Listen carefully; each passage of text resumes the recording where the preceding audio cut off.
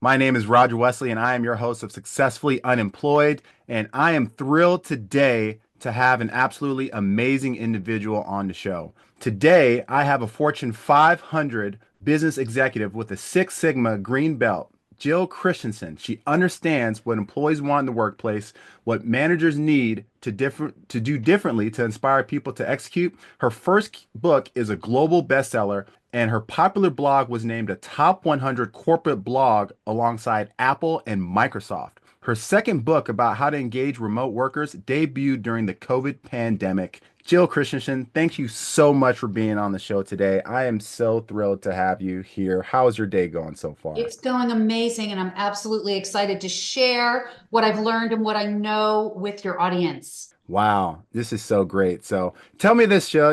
I've known you for a little while now. It's been an absolutely amazing, relationship and friendship so far. But, tell me a little bit about your background. So, a little bit about my background. I worked in corporate America for 22 years, and I found it to be incredibly dysfunctional. And many of my friends were also very unhappy at work. And so 15 years ago, I left corporate America and I decided that I was going to launch my own business, helping businesses break through the problems that they're experiencing with their employees. And so the main reason why I did that is because a lot of leaders don't think about this, but when you increase retention and productivity and customer satisfaction, it really impacts your bottom line. And so that's why it's so important for businesses to be focusing on their people. And so I launched my business 15 years ago, and I've been speaking at major business conferences for the past 8 years about my book. And so I also do a lot of consulting, and I help organizations create an extraordinary workplace culture that people don't want to leave. So I speak about 50 to 60 times a year all over the world. And this is absolutely my passion. It's what I'm meant to do in life. And on the outside of work, I love the NFL. I love cooking, gardening, pickleball. I'm learning how to play mahjong. Love to Nice. travel the world. And I live in Arizona. And I'm looking forward to an amazing 2025 and helping lots of organizations. Wow, that is phenomenal. Now, Jill, I've known you for a little bit, but didn't you tell me that you've spoken at, and helped over 350 companies? Is that true? Yeah, well, I've spoken 350 times. So the audience is 500,000 people in over 10 countries. I've spoken a lot in the Asia Pacific region. And it's really interesting there because, unlike North America and even Europe, the audience doesn't really emote there. So you can't really tell whether or not you're getting through to them and whether or not they're embracing what you're teaching them because people there are pretty straight faced. So it's just really interesting doing business all around the world. Wow. So, Jill, as someone who's still employed myself, a lot of people are wondering how they can get out of their JOB, their just over broke type of situation. And, I'm really curious, what was it that started the spark for you to get out there and to start your own business? How did you do that? What were some of the steps that led up to that? Yeah, so some of the steps that led up to that were me not wanting to get out of bed each morning when I had to go to work, me going to work each day and being frustrated, me driving home from work and thinking, how does this company turn a profit? And we're talking about global Fortune 500 companies with amazing brands, right? So companies that you would never think these things about. And I had been in the corporate world for over 2 decades. And so I knew that I had the business knowledge to launch my own business. But I think there's another huge thing that you need to have, and that's self confidence. And it's also the ability to take calculated risks. And Wow. so I knew that I had those two things going for me. I had also put a little bit of money in the bank, right? And so I knew that I had a buffer from a savings standpoint. But at the end of the day, Roger, I simply wasn't happy.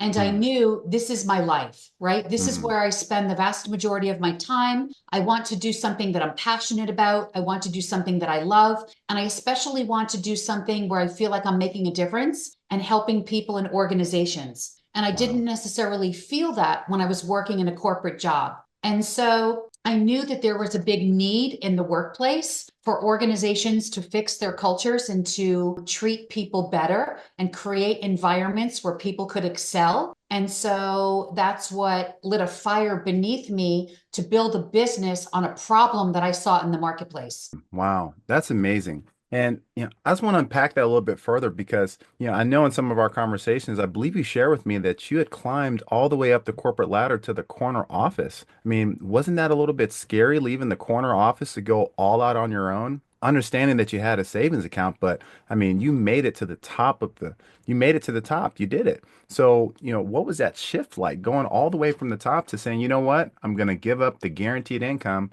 and I'm going to go ahead and take that leap of faith and go out there and build something for myself and for my family. Yeah, thanks, Roger, because I was about to say that that was the scariest part, right? Leaving that check that I was receiving every single month that was enabling me to live an extraordinary life. Also all the stock options that I left behind.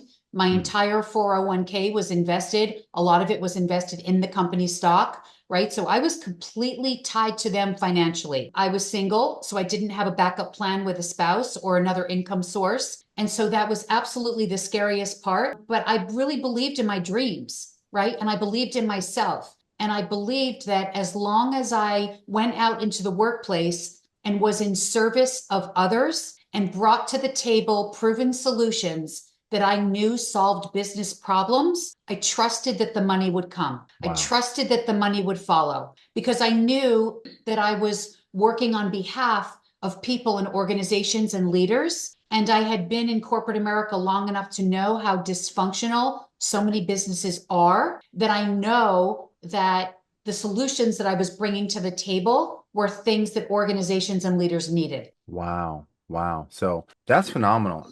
Really love how you shared that you knew that there was a business need in the marketplace, so you were willing to take the risk. So And then, I think that's one of the most important points. mm, Like a lot of people say, okay, I'm going to leave my W-2, my full-time job and go out on my own. But you have to realize whatever that going out on your own is, it has to be something that the marketplace needs, okay, mm, and wants. And I would say another thing. I think that it's much more difficult to sell somebody on something that they don't know that they need or want and something that they know they need and want, right? mm, So when I go out there and I try to sell organizations on putting your people first and creating a great workplace culture, it usually doesn't end very well. But when I go out there and find organizations that know they need to be treating their people better and they need to fix their dysfunctional business culture, they just don't know how to do it. mm, Those are my target clients because mm. those people know that this is important.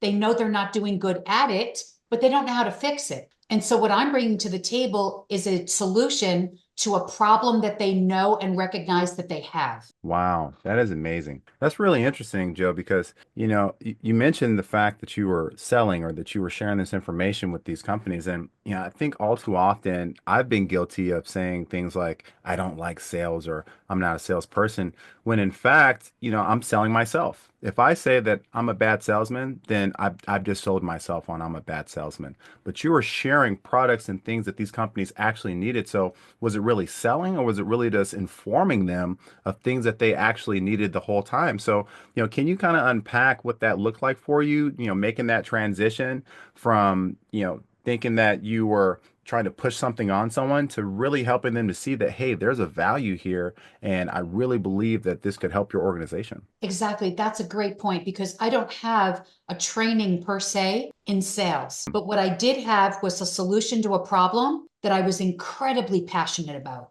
Right. Mm, And so when I go to these organizations, I'm not just speaking to them from my head, I am speaking to them from my heart because I worked in dysfunctional organizations where I felt like I wasn't a priority. My colleagues weren't a priority, where going to work every day was tough and painful and stressful and just not enjoyable, right? And so what I realized is that you're not really selling when you're bringing a solution to the table to somebody who needs it. What you're mm, really doing is helping them. You're wow. aiding them, right? And what I find is that there are many problems in the business world. What businesses lack are solutions, right? And if you bring a solution to the table and you're not passionate about it, I strongly believe you're not going to be able to sell it. Mm, So I don't know selling 101, but I know how to explain this is what I experienced. This is why, I was so unhappy. This is what I know organizations need.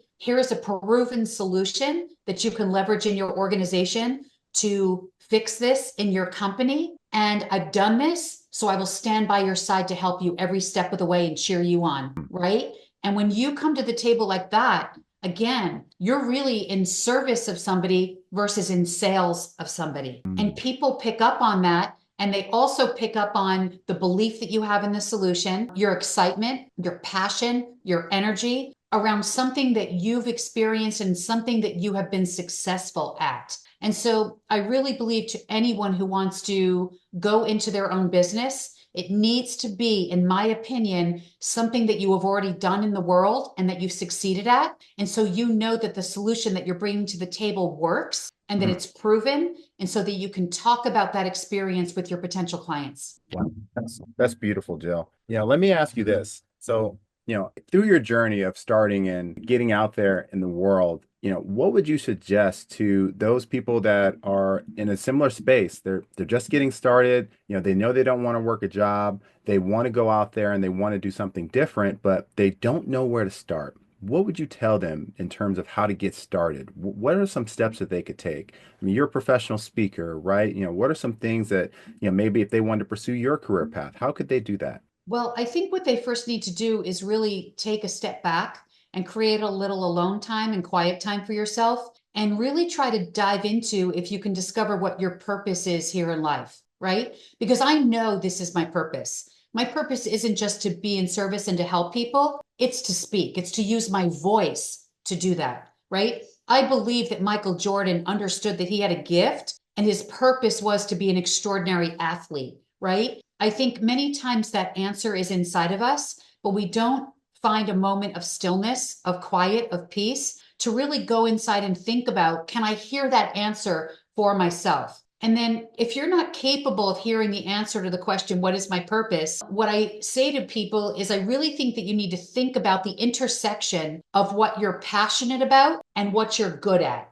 right? So I want you to think about a circle. Here are the things that I'm passionate about, and a circle of here are the things that I excel at, right? Here are my strengths. And then sort of overlay those two circles together. And that little teeny football, right? That little eye in the center is where you need to focus your efforts. In order for you to be successful, you have to do something that you're passionate about. No doubt about it. And then you also have to do something that you have some experience in, right? You can't just come out of the gate like right now. I have grown up in corporate communications in Fortune 500 companies. So I spoke a lot in my organization and I spoke for my company at business conferences. So I knew that that was something that I really liked to do. I worked in dysfunctional cultures. And so in the organizations where I worked, I was the person who led the effort to improve the culture, right? So I figured out what worked and what didn't work and ended up with a successful formula that I leveraged in the companies where I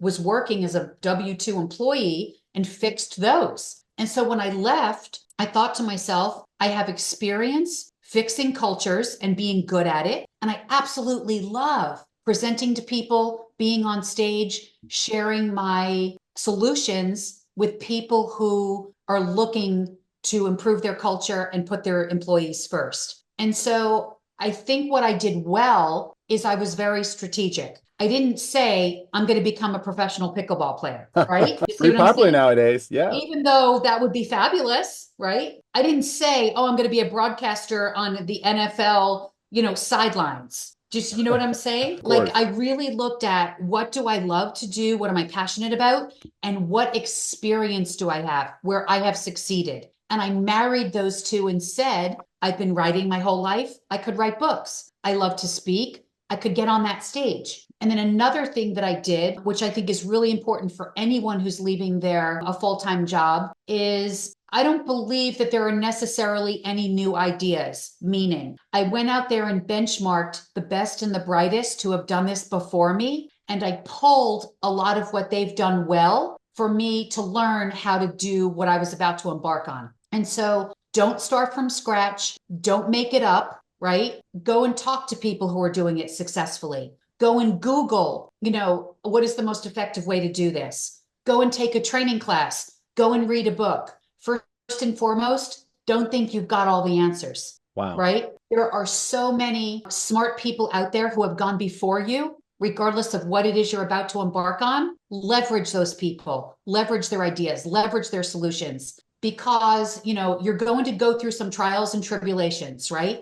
We learn from doing things well and we learn from doing things poorly. But as a small business owner, a new small business owner, time is your most valuable asset. And Mm. so, to the extent that you can get to best in class quickly versus going in circles, you are going to start making money sooner rather than later. Wow. Jill, I love that. That is so beautiful on so many different levels. And, it just reminds me of some of the things that I've read along the way. And I love how you're speaking to our audience because this is an audience who wants to be successfully unemployed, that wants to figure out a way to do it. And, I've heard a famous gentleman say that, if someone's doing something very well, see how you can take 97% of what they're doing and change it by 3%, right? And then Dr. John Maxwell teaches that, a lot of people say focus on your weaknesses and improve them, but he says you should focus on your strengths. Why? Because if you're a seven in something, like let's say that you were an eight in speaking, then you could take that eight to a nine or a 10, and people pay for nines and tens.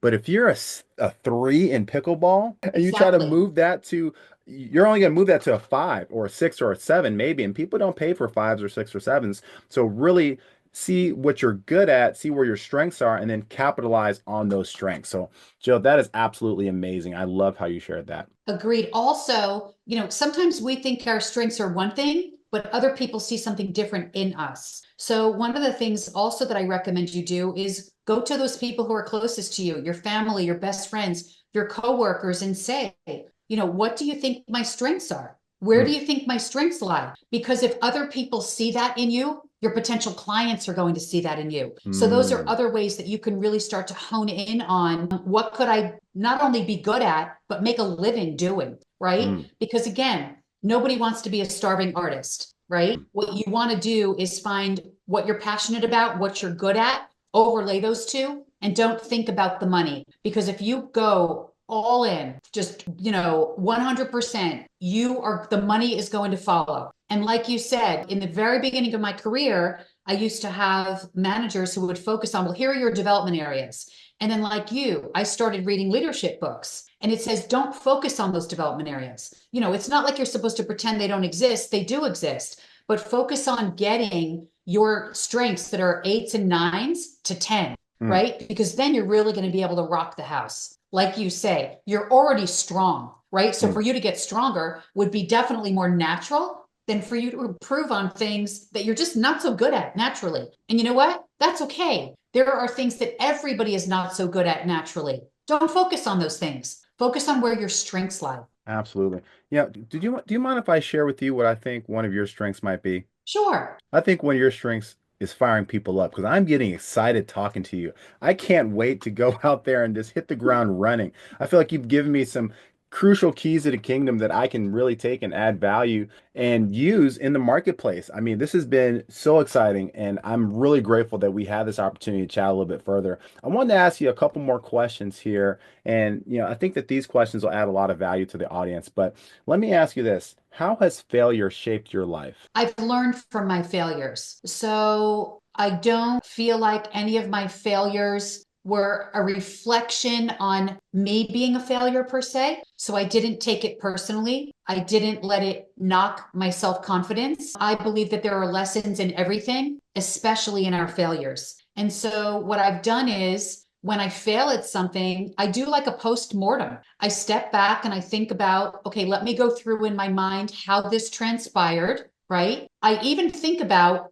what I did well in that moment, right? Because no failure is a complete failure. And then I think about what could I have done differently, right? And then I think about how can I apply that in the future. So when I'm in this situation again, how can I do better? And I think it's really important to not beat yourself up because I can honestly tell you that one of the gifts that I feel like I have is that my parents instilled in me a very deep sense of self confidence when I was a little child. And so I grew up in sports with an enormous amount of self confidence. I went into the business world with self confidence. I launched my business with self confidence. I don't believe I'm perfect. I'm a work in progress. I don't believe that everything I do is right, but I believe in myself. And I Mm, know that at the end of the day, I'm going to kill it I'm going to succeed. I'm going to be extraordinary at what I do. I'm going to help people. And I know the money is going to follow. And I believe that that mindset is crucial and critical to my success and to the success of everybody who's listening. Because if you don't believe in you, how are you going to get anybody else to believe in you? And so that is absolutely the first step. And I also would highly recommend, this is easier said than done, but your self-worth really needs to come from within. So many people look for their self-worth externally, right? What does my family think of me? What does my spouse think of me? What are they saying about me in the news or on social media?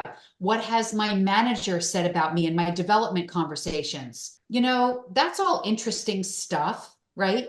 But those are just the opinions of others. And while it's interesting information, your self-worth has to come from within in order for you to believe in you and have a really deep sense of self-confidence and self-worth. Because here's the deal. At the end of the day, you know yourself better than anyone, right? You know your morals, your values, your character, your work ethic, your history, your decisions, what you believe in, what you stand for. And as long as that's solid, as long as that foundation is real and you've got something to stand on, that's what you've always got to go back to. Not what other people think, not what other people say. Because I got to tell you something, and you need to get used to this. When you are at the top of that totem pole, people are going to shoot arrows at you. It's just the way it is, right? People don't shoot the arrows at the people who are struggling at the bottom of the totem pole. They try to pick off the people at the top, right? It's why the Kansas City Chiefs are now like the most hated NFL team in football. Why? Because they've won the Super Bowl for the past 2 years and they've only lost one game this year, right? People go after people who succeed,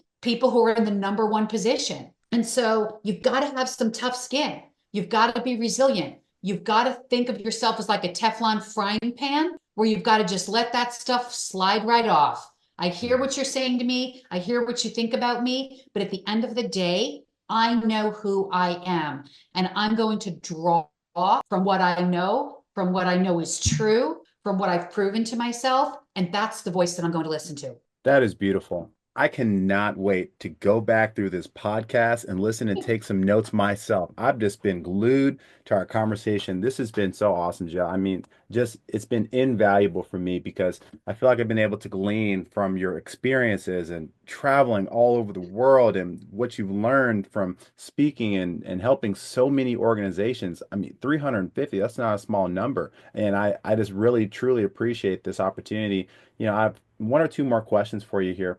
Let me ask you this, what do you think one of your favorite nonfiction books is that I should read or that people who are on this journey should pick up and read? So I can't think of one off the bat, but I'm a big reader of leadership biographies. So I've read Jack Welch's book. I've read, Bill Gates's book. I've read Steve Jobs's book. And I really believe that, again, there are so many leaders who have gone before us who have these nuggets, right? They're just these moments that I picked up, these wonderful best practices. And many of these people just have a strength and a self-confidence about them that I draw off of, right? Because there are people who are highly successful who I respect. And so I find that if you pick up a business book that a successful business person has written, that you're going to pick up so many golden nuggets in there about what to do and what not to do, that it will help take your leadership to the next level. Wow. Yo, thank you so much for that. I truly appreciate that. And, this reminds me of the expression success leaves footprints. And if you can go look at the footprints behind successful people, then you can see some of the characteristics and traits that they have used, and you can apply that to yourself. So that's absolutely phenomenal. I truly appreciate that, Joe. This has Sure. been absolutely thrilling.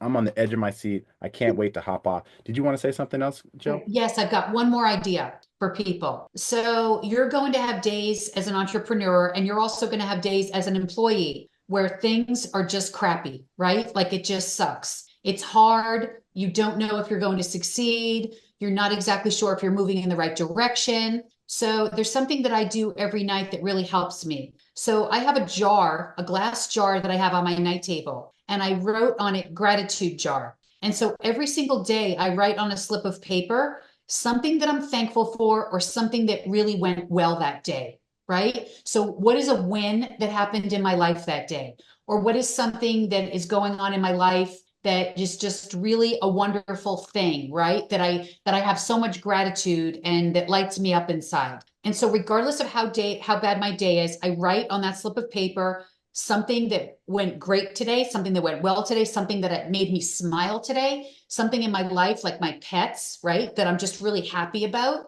And then I fold it up and stick it in my gratitude jar. And then let's say I'm having a really, really, really bad day, right? Or I feel like quitting, right? What I do is I dump all of those things out and I open them all up and read them. So sometimes you just need a Mm, huge dose of gratitude, right? And you mm, start reading about all of these things and it sort of just pulls you back to reality, right? Which is my life doesn't suck. I'm not going to, end up not being able to pay my bills or homeless, right? That I've got so many things in my life that are actually wonderful. And that if I just keep believing, if I just keep staying on the path, it's all going to pay off and it's all going to come to fruition in the right timing. It's not always about our timing, right? I think lots of times we want everything to happen right now, but there's a lot of things that we don't know that are materializing in us, around us. And we just need to believe that all of those things are going to come together when they're supposed to. And so just have a little patience with yourself. It will all fall into place. wow. Jill, I love that. I'm getting so excited right now because you're speaking to my core of who I am as a man of faith. That speaks to me, understanding that there's a God that is looking out and that is working things out in our favor. We need to be patient and work towards that. And I am so grateful that you shared that. Thank you so much, Jill. Let me ask you this, Jill. Where can Mm-hmm. people find you? Where can they get more of this knowledge? How can they, get in contact with you? I know that you speak professionally, you travel all over the place. How can people get in touch with you if they want to learn more about what you have to offer? Yeah, thank you for asking that, Roger. So my website is Jill Christensen International, but I pushed international down because my name is long anyway. So it's Jill Christensen INTL.com.